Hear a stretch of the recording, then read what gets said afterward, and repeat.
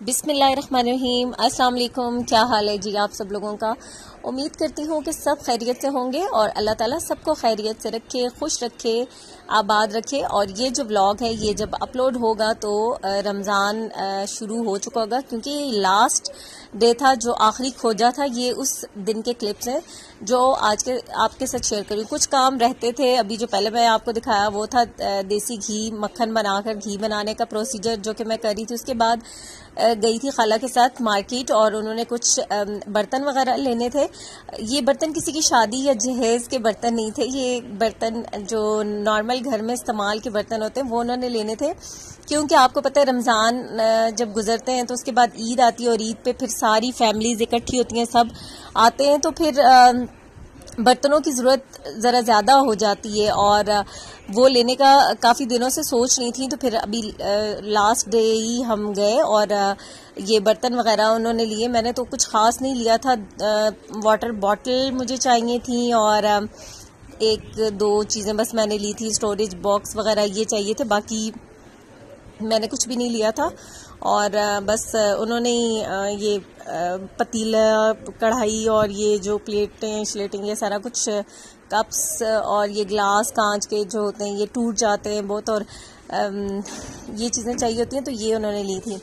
और उसके बाद हम घर वापस आ गए थे। घर वापस आने के बाद फिर मुझे बेकरी पे जाना पड़ा कि मुझे रोल पट्टियाँ कम हो गई थी और वो मुझे लेनी थी। और फिर मैं और इब्राहिम गए और वहाँ से फिर ली हैं रोल पट्टियाँ। और अभी यहाँ पर इब्राहिम से मैंने पूछा कि कुछ खाना है, तो उसने कहा कि हाँ जी बर्गर लेना है।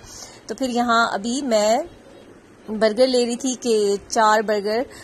ज़ाहिर है अब इब्राहिम ने तो नहीं खाना, घर लेके जाना था, और बाकी बच्चों ने भी, सज्जल, मरियम, आमना ने भी खाने थे। तो अभी यहाँ पर बेकरी से ले रहे थे बर्गर। अच्छा, बेकरी पे चीज़ें कितनी मज़े की लगती हैं ना, सारी चीज़ें कितनी अच्छी देखने में, खाने में भी मज़े की होती हैं, लेकिन इन चीज़ों में से कितनी सारी ऐसी चीज़ें होती हैं जो मैं नहीं खा सकती या नहीं खाती हूँ, फिर पसंद ही नहीं आती। और उसका रीज़न होता है अंडा। मुझे अंडे से एलर्जी है, तो इसलिए तो चले खैर है, कोई बात नहीं।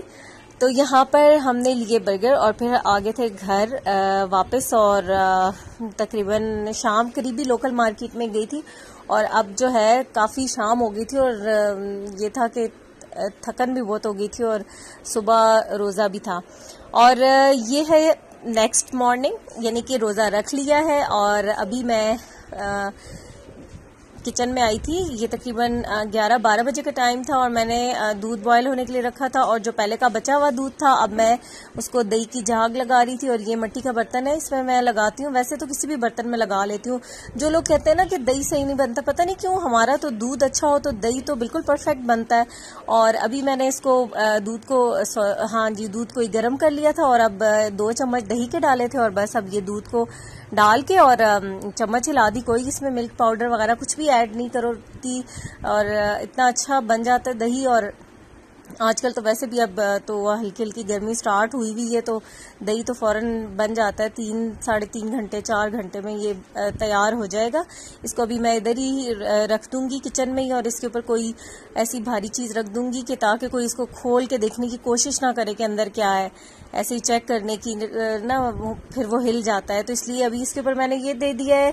और अच्छा, मुझे आज जाना था बच्चों के स्कूल उनकी फीस सबमिट करवाने, और जब ये काम ख़त्म करके निकले तो टाइम बस ऐसे हुआ कि जब गए तो क्लोजिंग हो चुकी थी और उन्होंने कहा कि 10 मिनट से लेट थे और नहीं मतलब फीस सबमिट हुई आज, तो वो अब फिर कल। और वही मैं कह रही थी कि आज रमज़ान पहला दिन था और पहले दिन ही जो घर से निकले ना, तो अब अल्लाह खैर ही करे।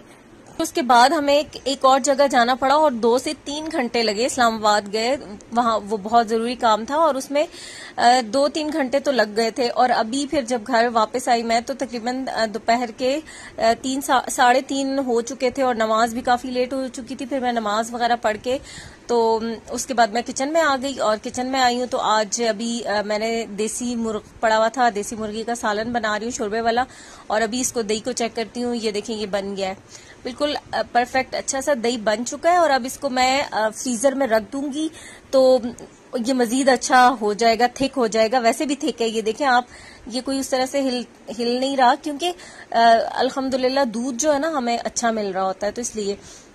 तो अभी मैंने रख दिया है और अब मैं साथ साथ इफ्तारी की तैयारी। और यकीन करें कि आज मैं वैसे बहुत एहतमाम करती हूँ, लेकिन आज पहला रोज़ा है और बिल्कुल मेरी अभी इस वक्त हिम्मत नहीं हो रही गर्मी की वजह से बाहर, और कुछ इतना कि जैसे डिहाइड्रेशन बहुत ज़्यादा हो गई है। और बस अभी मैंने ये निकाले चने और भल्ले निकाले, उनको पानी में भिगोया है, फिर ये चने निकाले। और शुक्र है, ये होता है ना काम आधा आपने पहले से किया हो तो फिर इतनी मुश्किल नहीं लगती। तो अभी मैंने प्याज काटा है। प्याज को हमेशा मैं पानी में ही काटती हूँ जब इस तरह की कोई चीज़ बना रही हूँ, चाट वगैरह, दही भल्ला, क्योंकि इसका फिर वो जो तेज़ी और जो एक होती है ना वो निकल जाती है। प्याज अच्छा फ्रेश मज़े का लगता है।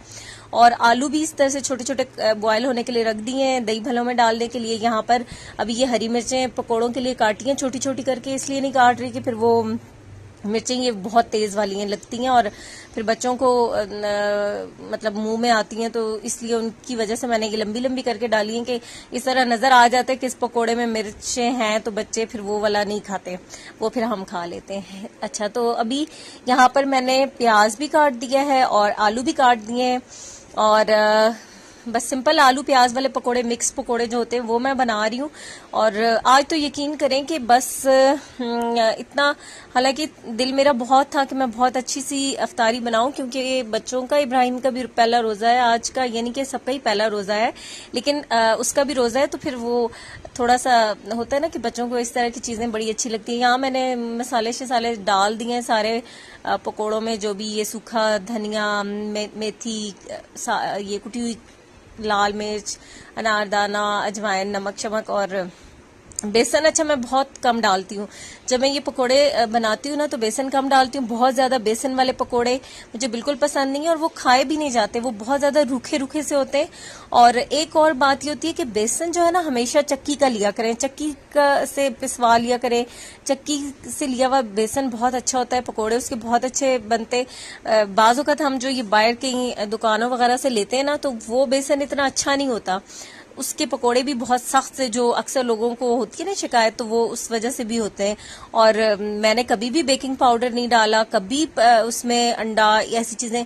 अब हर चीज में अंडे ही डालने लग जाए तो फिर तो कोई वो नहीं है, वो होता ना। तो मैं ऑयल भी, दही, कुछ भी ऐसी चीज नहीं डालती और पकोड़े तो बहुत मजे की बनते हैं। रीजन उसका ये कि बेसन बहुत ज्यादा ना डाला जाए।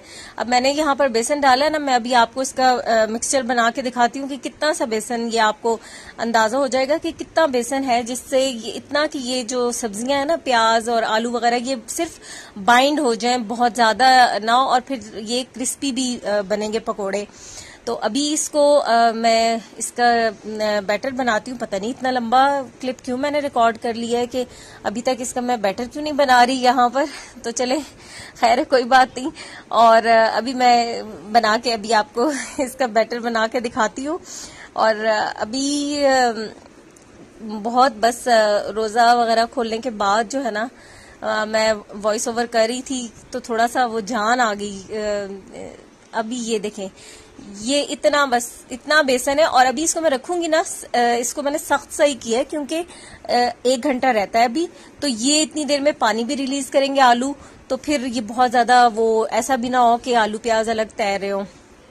तो इतना ही बेसन डाला है और देखिएगा ये थोड़ी देर में और मतलब ये जो बेसन है ना, सही बीच में इसके आपस में सब्जियों के साथ जुड़ा हुआ आपको नजर आएगा।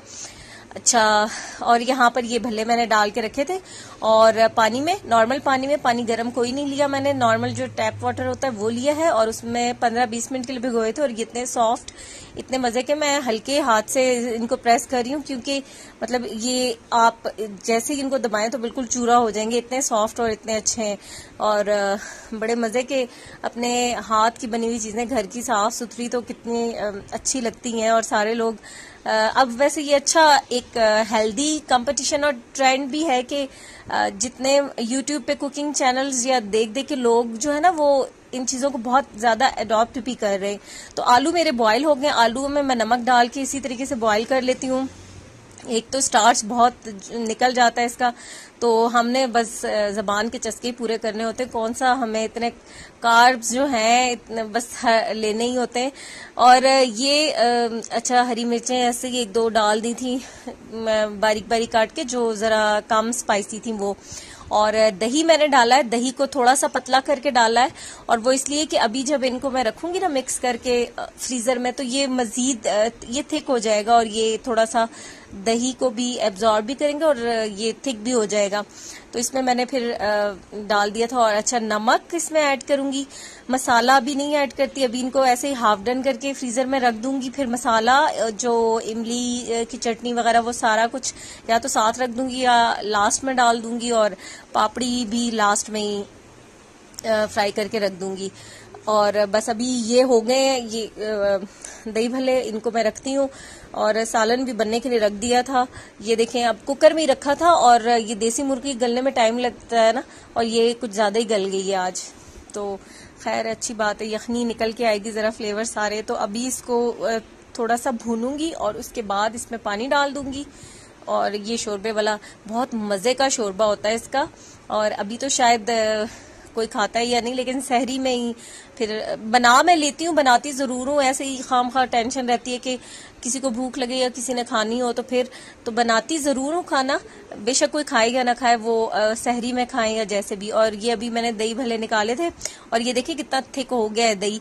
अभी इसके ऊपर चाट मसाला भी मैंने डाल दिया है, इमली की चटनी भी थोड़ी सी डाल दी है, और पापड़ी तो वही अलग से रखूंगी या लास्ट में ही, उसको अभी मैं नहीं करूंगी। और अच्छा यकीन करें कि मतलब इतनी हिम्मत ही वो हो गई थी कम कि मैं बस आज की मेरी इफ्तार, मैंने सोचा नहीं था किस तरह का आज का मैं इफ्तार बनाऊंगी, लेकिन शुक्र है अल्लाह का कि बस ये भी पॉसिबल हो सका।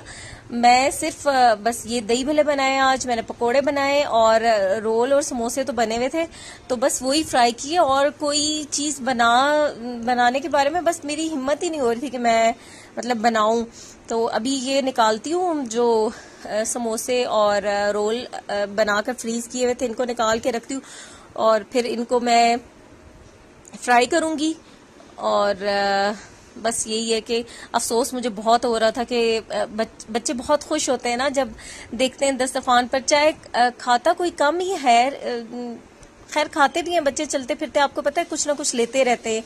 और लेकिन ये होता है कि जब कम चीजें हों तो फिर मुझे अच्छा अभी ये मैंने किए रोल फ्राई, और वैसे कैमरे में आपको इस तरह के नजर आ रहे होंगे, लेकिन एक ट्रेजेडी क्या हुई है आज हमारे साथ, गैस कम होगी, इतनी कम गैस कि उसमें यकीन करें कि ये चीजें फ्राई होना पॉसिबल ही नहीं था। इतनी देर से डाल के रखे और वो तब जाके कहीं ये चीजें फ्राई हुई हैं। और लास्ट में भी मेरे पकोड़े जो थे ना वो कढ़ाई में थे जब रोजा इफ्तार हो चुका था, तो आज ये सीन हुआ है। और अभी मैंने पकोड़े डाले और इतनी देर हो गई है इनको डाले हुए, और ये पता नहीं अब कब ये सही प्रॉपर फ्राई होंगे।